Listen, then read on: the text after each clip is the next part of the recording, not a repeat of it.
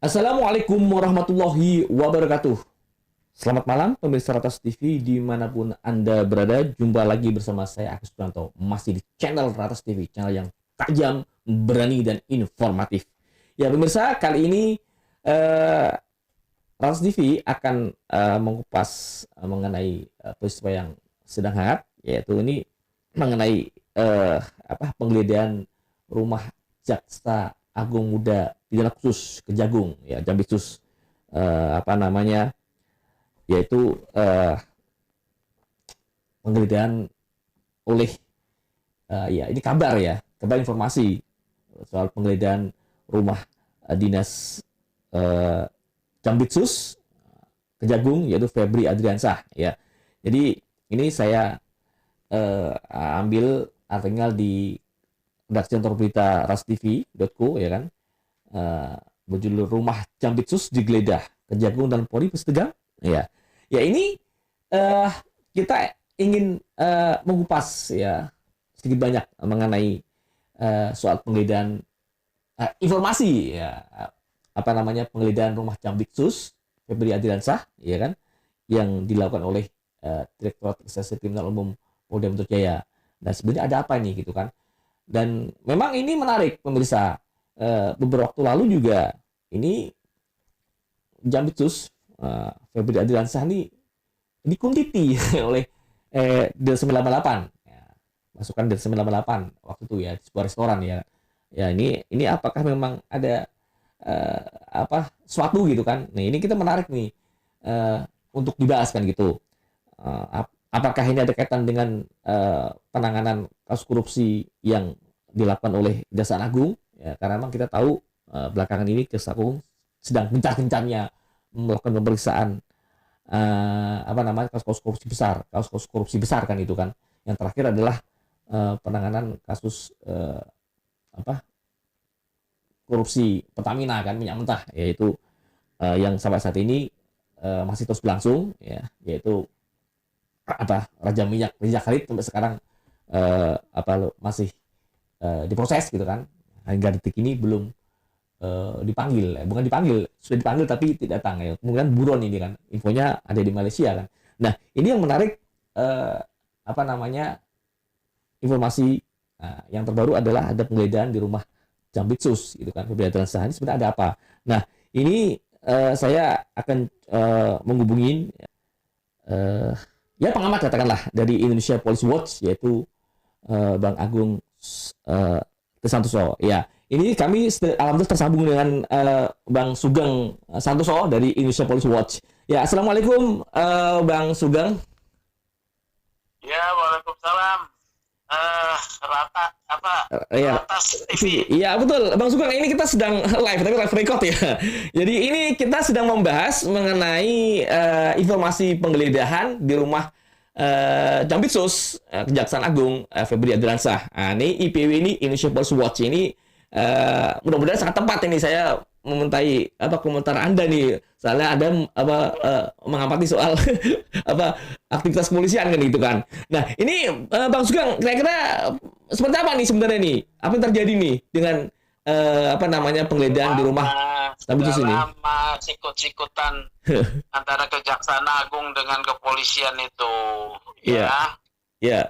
Kan Maret 2025 ada Densus ditangkap, ya. Iya.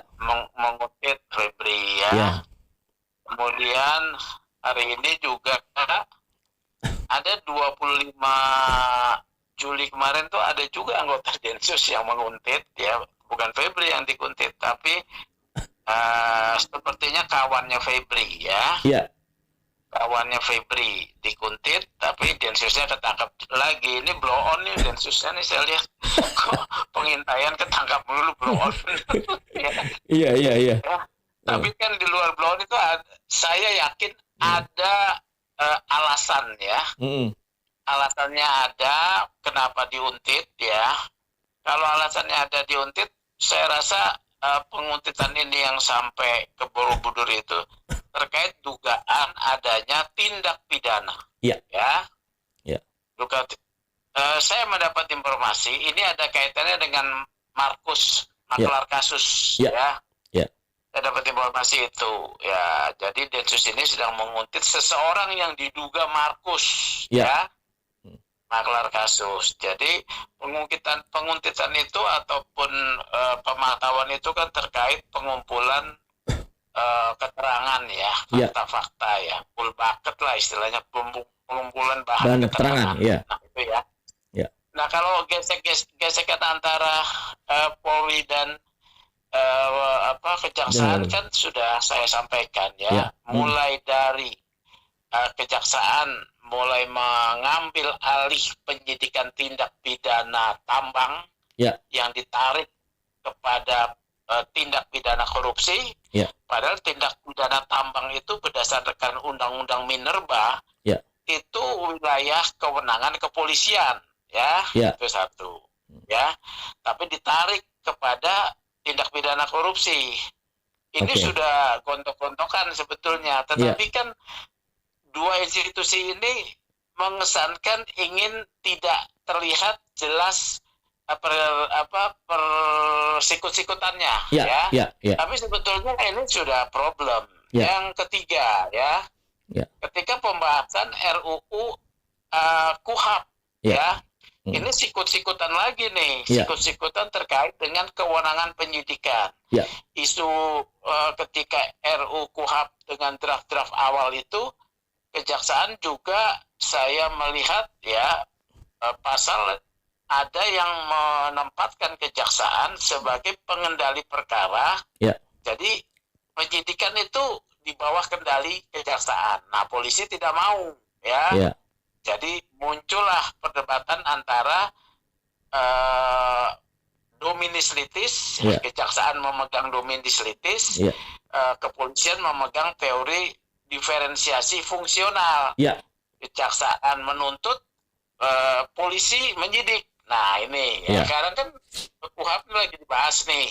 Tapi sepertinya tetap seperti yang awal ya, soal diferensiasi fungsional. Nah sekarang muncul lagi adanya penguntitan terkait, saya dapat informasi pengintaian terhadap seorang Markus, maklar kasus ya. Maklar kasus dalam perkara apa ini saya sedang dalami ya. Tetapi mengapa terkait dengan Febri ini menarik ya. Mengapa pada satu sisi Kejaksaan Agung begitu moncer di dalam penegakan anti korupsi menyikat para koruptor moncer, polisi aja keok ya. Polisi keok dalam hal ini, ke KPK juga keok dalam hal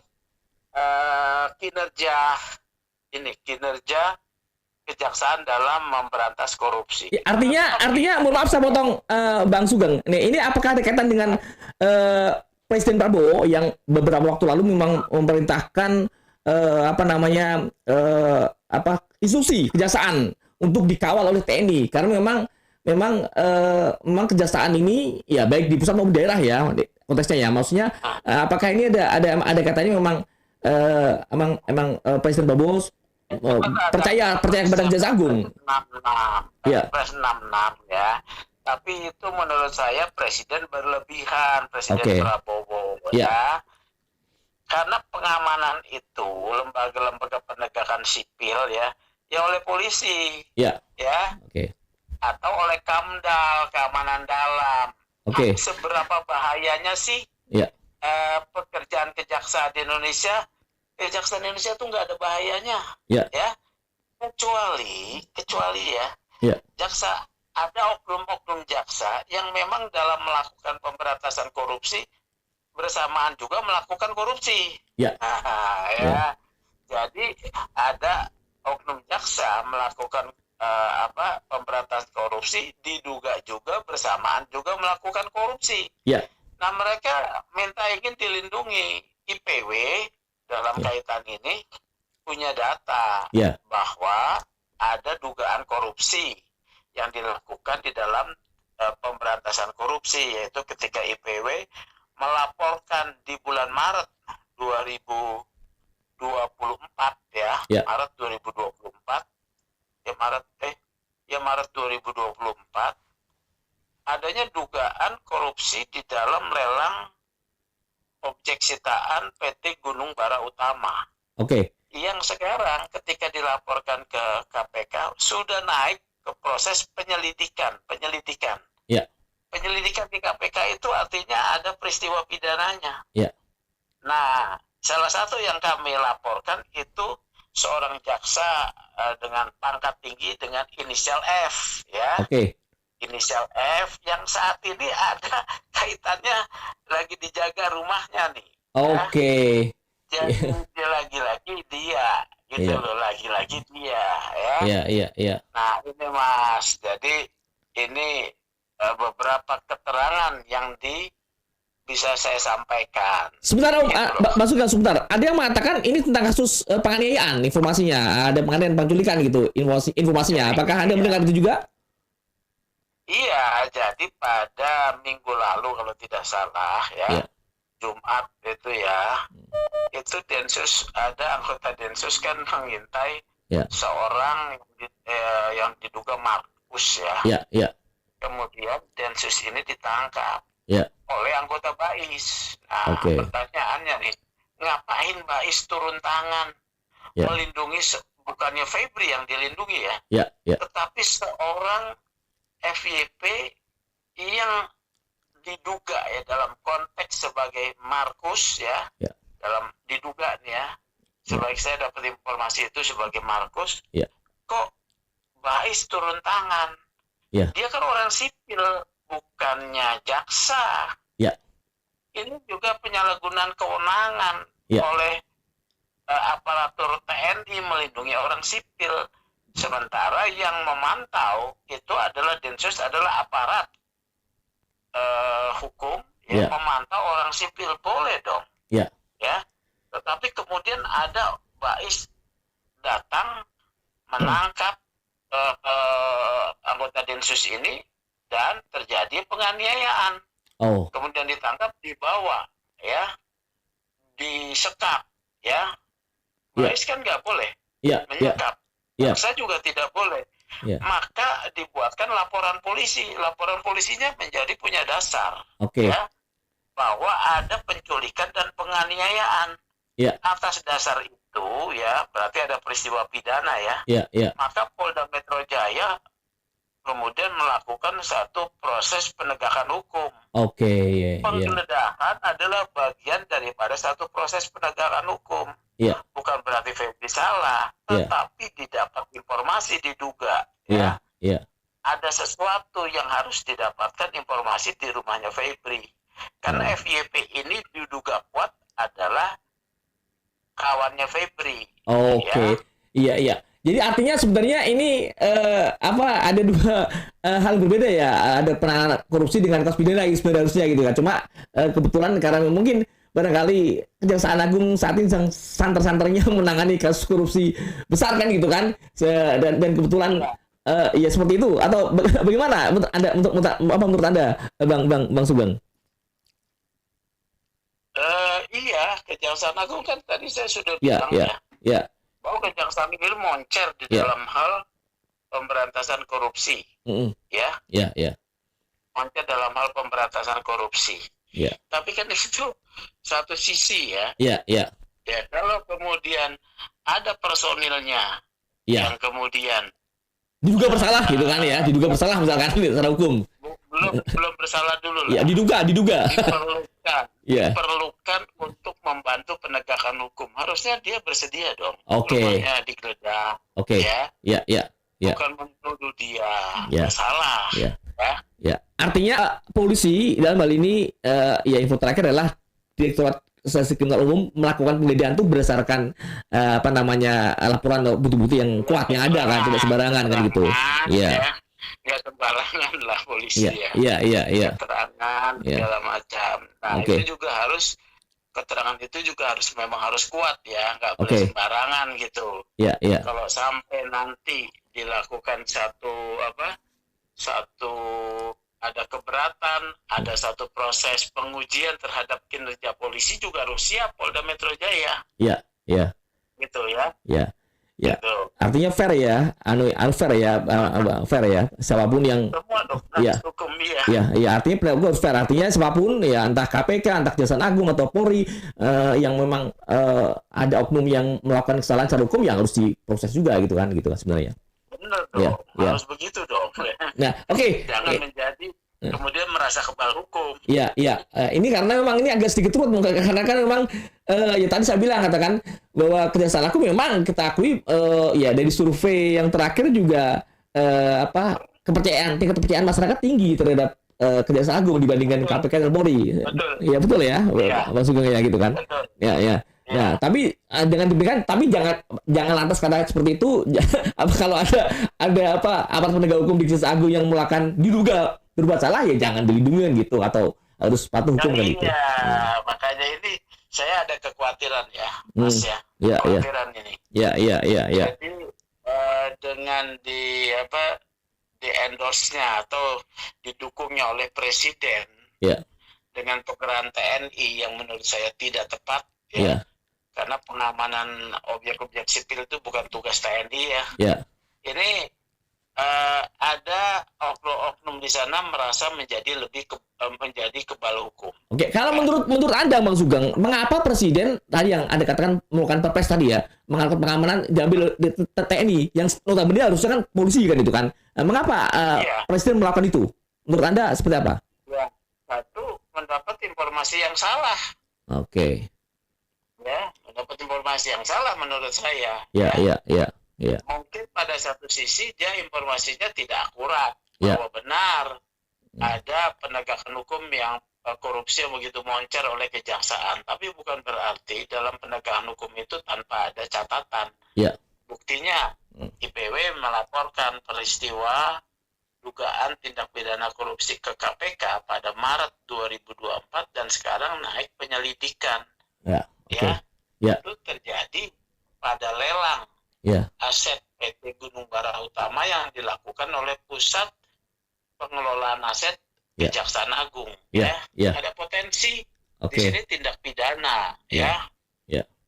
Gitu. Jadi intinya kalau boleh saya ambil kesimpulan Bang Sugeng, ini tidak ada ini ya kesekutan ya tanda kutip ya antara Kejaksaan Agung dan Polri, ini tidak ada unsur balas dendam karena memang tadi yang Anda katakan tadi kan ada kue penanganan lah itu kan yang harusnya ini jadi mereka saling berebut tanda kutip gitu kan, berebut kewenangan gitu kan. Iya, yang memulai ya kalau menurut saya ketika kejaksaan ngambil kasus korupsi tambang itu kejaksaan sebetulnya sedang menyikut lebih dulu ke kepolisian gitu ya.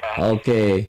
Ya tapi bagaimana kalau misalkan maaf kalau seandainya penanganan kasus korupsi di Polri masyarakat tingkat kepercayaan masyarakat rendah dan kalau tambang itu bukan korupsi, tambang itu adalah pelanggaran undang-undang pasal 158 ya, tapi memang polisi juga harus mawas diri dengan diambilnya tindak pidana tambang ini oleh kejaksaan, dia harusnya mawas diri kemudian memperbaiki kinerja. Ini juga catatan IPW seperti Kortas Tipikor belum ada giginya yang menunjukkan tarifnya nih Kortas Tipikor sudah dibentuk menaikkan level menjadi Kortas dengan bintang 2 belum menunjukkan giginya tentu masyarakat secara umum akan lebih mempercayai kejaksaan lebih mempercayai kejaksaan seperti itu.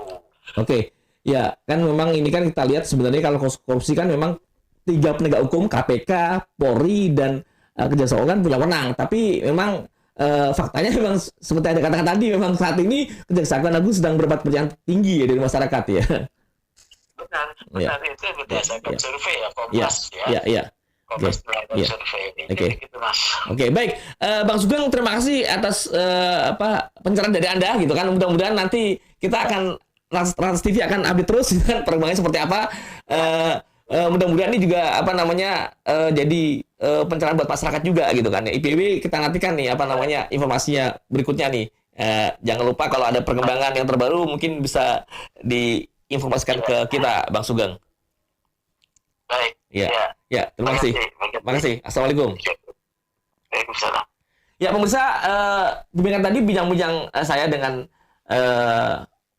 Bang Sugeng Santosa ya dari Indonesia Police Watch ya kan itu kan. Jadi ini menarik karena apa namanya, sikut-sikutan tanda kutip ya antara Polri dan Kejaksaan Agung ini kembali terjadi. Nah, kita berharap ada titik temu ya gitu kan. Ya, tentu Ratas TV dalam hal ini bukan ingin mengadu domba mereka, bukan, karena kita percaya bahwa keduanya merupakan penegak hukum yang sangat dinanti oleh masyarakat dalam menegakkan hukum kan itu. Nah, kita akan kupas lagi nanti di sesi berikutnya mengenai topik sikut-sikutan antara Polri dan Kejaksaan Agung ini gitu kan. Nah, seperti apa nanti terus pantau dan saksikan di channel Ratas TV, channel yang tajam, berani, dan informatif. Ya, dari gedung Associate Tower kawasan Intermap PSD, saya menginfokan. Terima kasih. Assalamualaikum warahmatullahi wabarakatuh. Salam Ratas TV. Ratas TV yang tajam, berani, dan informatif.